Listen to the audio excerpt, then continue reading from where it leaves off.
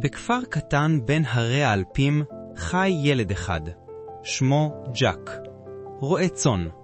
בן 11. בכל יום הוא יוצא עם עדר הכבשים אל ההרים הירוקים. איזה יום יפה היום לטיול. עטור את הערים והראה מה עוד יש בסביבה. אגב, איפה חומי, הכלב שלי?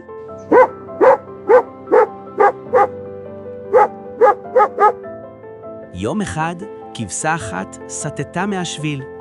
ג'ק הלך אחריה ולא תיאר לעצמו לאן זה יוביל.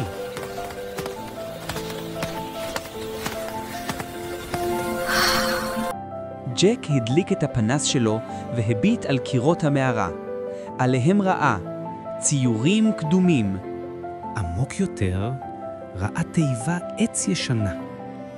בפנים נבל קטן, פעמון כסף ויומן מאור.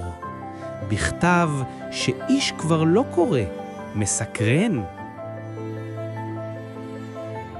כשהשמש שקעה, הוא יצא מהמערה. העדר חיכה. הוא שב הביתה, שקט, אבל לא אותו ילד. בלילה הוא פתח שוב את היומן. עכשיו הוא שומר סוד.